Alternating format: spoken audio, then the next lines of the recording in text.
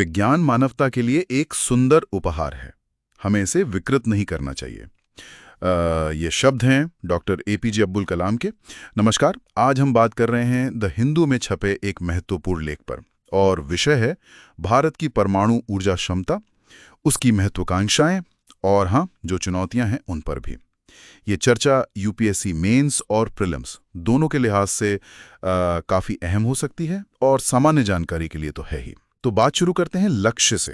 सरकार ने 2047 तक, मतलब जब विकसित भारत का विजन है, तब तक 100 गीगावाट परमाणु ऊर्जा का लक्ष्य रखा है जी। ये 2070 तक नेट जीरो का जो हमारा लक्ष्य है उसका भी एक बड़ा हिस्सा है। बिल्कुल। अभी हम करीब 8 गीगावाट पर हैं, तो ये वाकई एक बहुत बहुत बड़ा टारगेट है। हाँ, 8 से 100 गीगल एवरेज तक जाना, ये तो बहुत बड़ी छलांग है। और देखिए, भारत ने COP28 घोषणा का समर्थन भी किया है, जिसमें वैश्विक परमाणु ऊर्जा क्षमता को तिगुना करने की बात है। हाँ, तो चलिए इसी को थोड़ा और खोलते हैं। ये इतना जरूरी क्यों है परमाणु ऊर्जा? देखिए, सबसे पहली और अहम बात है ऊर्जा सुरक्षा। एक अनुमान है कि 2047 तक हमारी ऊर्जा की जरूरतें आज से 4 गुना बढ़ जाएंगी। 4 गुना? हाँ, तो इतनी ज्यादा मांग को पूरा करने के लिए एक भरोसेमंद, मतलब 24/7 चलने वाला ऊर्जा स्रोत चाहिए। परमाणु ऊर्जा वो दे सकती है। ये सौर या पवन ऊर्जा जो मौसम पर निर्भर करती हैं, उनके साथ मिलकर एक अच्छा संतुलन बना सकती हैं। अच्छा।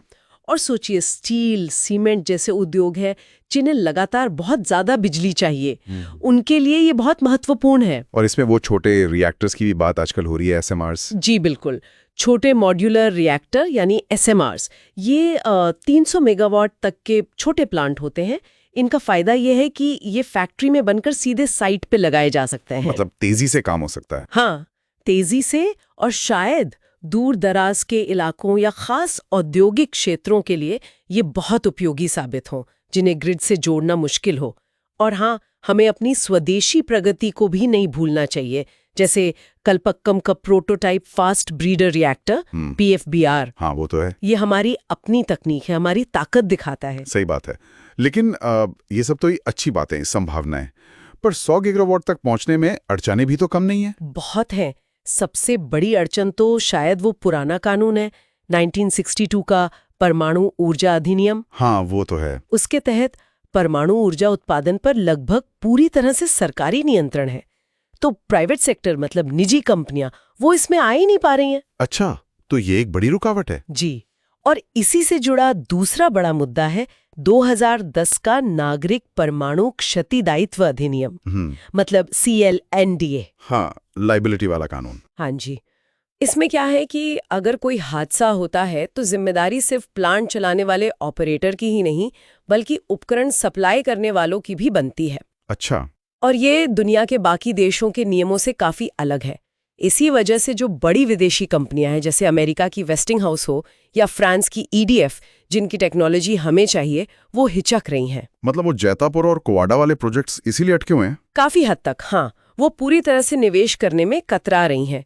फिर एक और बात है, जो हमारा रेगुलेटर है, परमाणु ऊर्जा नियामक बोर्ड AERB जी, वो है तो सुरक्षा मानक तय करने के लिए, लेकिन वो खुद परमाणु ऊर्जा विभाग के अंदर आता है, तो उसकी पूरी स्वायत्ता पर एक सवाल रहता है। ये भी एक मुद्दा है। और फिर पैसा, फाइनेंसिंग की चुनौती। हमारे अपने जो PHWR रिएक्टर है, उनकी लागत भी कोयला प्लांट से लगभग दोगुनी है, और विदेशी रिएक्टर तो और भी महंगे पड़ेंगे। और इसे रिन्यूएबल भी नहीं मानते शायद। सही कहा, इसे नवीकरणीय ऊर्जा का दर्जा नहीं मिला है। तो जो ग्रीन फाइनेंसिंग के फायदे होते हैं, जैसे टैक्स में छूट या ग्रीन बॉन्ड, वो सब मिलना मुश्किल हो जाता है। ओहो। ईंधन की भी अपनी समस्या है। हमारे पास यूरेनियम के भंडार सीमित हैं, और हम न्यूक्लियर सप्लायर्स ग्रुप NSG के सदस्य भी नहीं हैं, तो बाहर से ईंधन मंगाना भी हमेशा उतना आसान नहीं होता। और आखिर में वो जो हाई लेवल परमाणु कचरा निकलता है, उसके स्थायी निपटान का क्या होगा, ये भी एक बड़ा सवाल है, जिसका ठोस जवाब अभी पूरी तरह नहीं है। बाप रे, चुनौतियां तो वाकई काफी सारी हैं। तो इनसे निपटने का रास्ता क्या हो सकता है? इन कानूनों में बदलाव की बात हो रही है। हाँ, सुझाव तो आ रहे हैं, जैसे 1962 वाले एक्ट में संशोधन करके निजी कंपनियों को भी बिजली उत्पादन में शामिल होने दिया जाए। शायद कोई क्लियर मॉडल बने कि कौन मालिक होगा, कौन चलाएगा। ठीक है। और वो जो CLIND कानून है 2010 वाला, उसे भी बदलना होगा। उसे अंतर्राष्ट्रीय संधियों के अनुरूप लाना पड़ेगा, जैसे CHESC है। खासतौर पर सप्लायर की देनदारी को सीमित करना होगा ताकि विदेशी कंपनियां आ सकें। बिल्कुल, उनका भरोसा बढ़ेगा। और ARB को एक स्वतंत्र, मतलब पूरी तरह इंडिपेंडेंट वैधानिक संस्था बनाना जरूरी है, ताकि पारदर्शिता बढ़े। और फाइनेंसिंग वाली दिक्कत? उसके लिए एक तो यही कि अगर परमाणु ऊर्जा को ग्रीन या स्वच्छ ऊर्जा का दर्जा मिल जाए तो ग्रीन बॉन्ड जैसे रास्ते खुल सकते हैं। हाँ, ये हो सकता है। दूसरा, FDI मतलब विदेशी निवेश की सीमा बढ़ाई जा सकती है, शायद 49% तक। जॉइंट वेंचर को बढ़ावा दिया जा सकता है और हमें रिएक्टर लगाने की रफ्तार भी बढ़ानी होगी। कैसे? जैसे अपने 220 MW वाले PHWR डिजाइन को स्टैंडर्डाइज करके तेजी से बनाए। SMRs को जल्दी से जल्दी लाएं। शायद 2033 तक 5 SMRs का लक्ष्य रखा जा सकता है। और जो बड़े प्रोजेक्ट हैं, फ्रांस के साथ जैतापुर और अमेरिका के साथ कोवाडा, उनमें तेजी लानी होगी। और ईंधन का क्या? उसके लिए कनाडा, कजाकिस्तान, ऑस्ट्रेलिया जैसे देशों के साथ लंबी अवधि के यूरेनियम सप्लाई के समझौते करने होंगे। और साथ ही थोरियम पर आधारित रिएक्टरों पर जो रिसर्च चल रही है, जैसे अपना PFBR, उसे और तेज करना होगा। हाँ, थोरियम तो हमारे पास काफी है। बिल्कुल। और देश के अंदर ही पूरी सप्लाई चेन, मतलब पुर्जे बनाने से लेकर सब कुछ, वो विकसित करना और एटॉमिक इंडस्ट्रियल पार्क बनाना भी अहम होगा। तो कुल मिला के बात यह है कि लक्ष्य बड़ा है, जरूरत भी है, लेकिन राह में रुकावटें भी कम नहीं।